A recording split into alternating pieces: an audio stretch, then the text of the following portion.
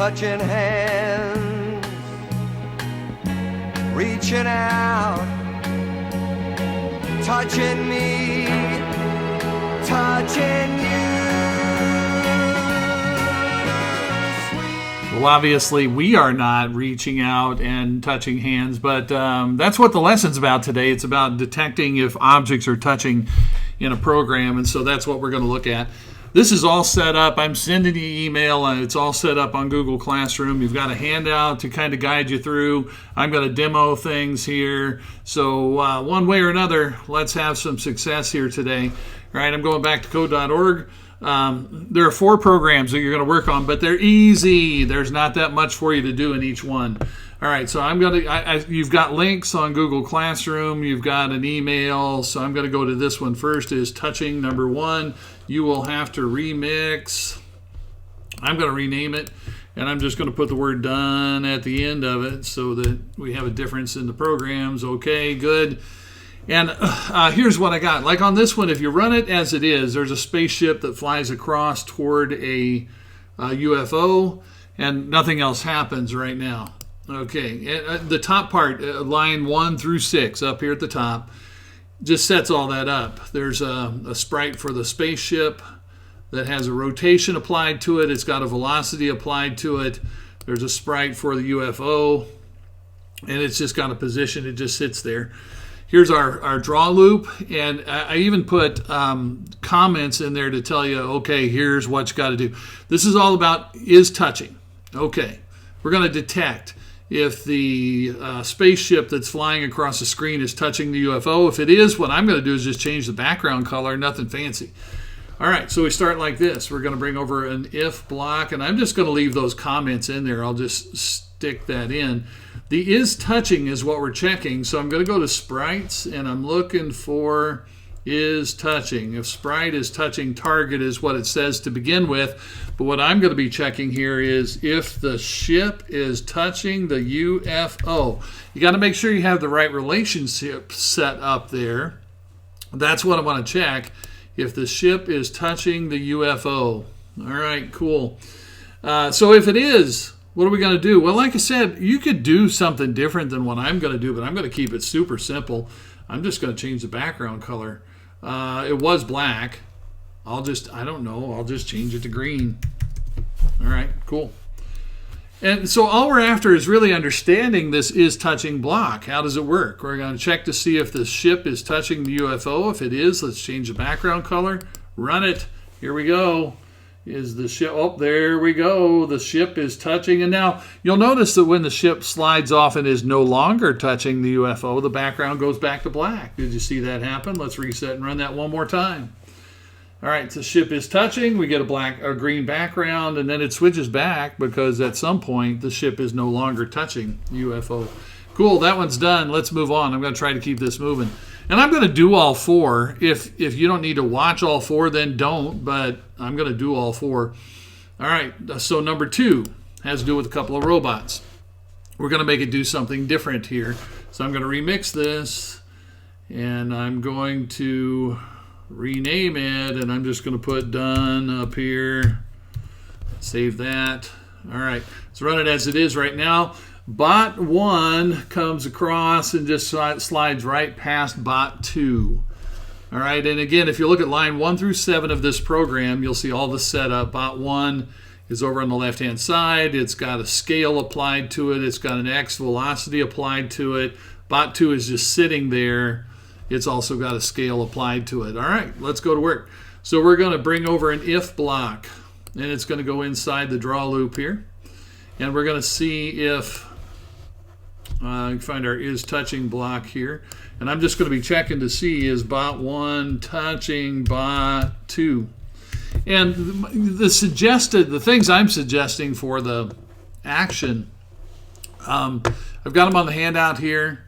And I also put them on, I also put them in the program. Said if bot 1 is touching bot 2, let's reverse its velocity. All right. So that's going to be a velocity x, and I'm going to say bot 1. And I'm going to give it a negative x velocity because I want it to kind of bounce back the other way, right? So what was its velocity before? 3. So I'm going to give it like a -8. I'm going to make it bounce off of there. All right, so let's go. We reset and we run. Bot 1 is coming over and then doing. Right, as soon as it touches, its velocity gets reversed, and so that's what this one's all about. Is bot 1 touching bot 2? If it is, let's make something happen. Cool, that one's done. And again, like I said, if you feel like, oh, I'm getting the hang of this, then go to work, right? But I'm going to do all 4 of these things in this movie. All right, so here's what we got. This is number 3, and I'm going to remix and rename, and I'm going to put the word done here. Okay, good, save that. Okay, this one has a piece of coal that falls down toward a beaker, and it just falls, right? Line 1 through 6, you've got all the setup. You've got the beaker sprite set up, the coal sprite set up. The coal has a Y velocity. The coal also was scaled a little bit to make it a little smaller.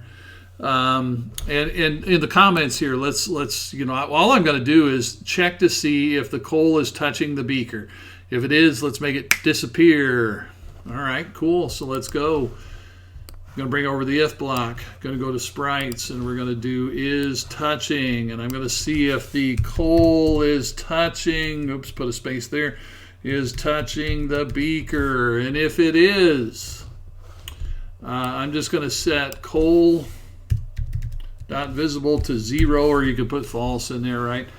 Let's reset it and run it, make sure it works. Coal is falling, coal is falling, coal is falling, coal disappears when it touches the beaker. Perfect. All right, that one's done. Let's move on to number 4. Number 4 is right here. It's got a little bit more code in it. I'm going to go ahead and remix it. I'm going to rename it. I'm going to put the word done up here. Oh, I wish code.org would change that so when you hit enter, it changes the name, but whatever. All right, so this one, if you run it as it is, there's a little monster on the screen, and you can go up, down, right, left, right, with the arrow keys. I've got this programmed to be able to control it with the up, down, right, left arrow. And so we're going to make it so that we're going to check to see is the monster touching the apple. There's an apple that's been popped onto the screen at a random location. And so we're going to make it is the monster touching the apple. Okay, here it comes.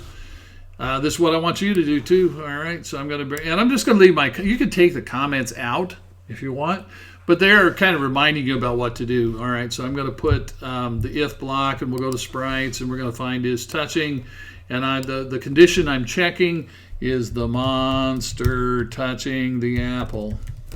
All right, again, line 1 through 6 of the program show you all the setup for the sprites, so I'm going to check to see is the monster touching the apple. If it is, let's give the apple a new random X and a new random Y. And this is very much a game setup kind of thing. So I'm going to bring down a sprite.x and a sprite.y. These are going to be for the apple. I'll go ahead and put apple in here. And they're going to be random, right? So I'm going to stick a random in there and a random in there. And I want these to be everything from 0 to 400 and 0 to 400. Reset this and run it. Now, what ought to happen here is every time the monster touches the apple gets reset to a new random location. A very game-like thing. You could set this up so that every time the monster catches the apple, it gets a point. Right? The apple's stationary. It's not a moving object, except when it gets touched. Right? By the monster comes across and touches, and so the apple relocates. That's what we want here. A random XY location every time the monster catches an apple. Cool.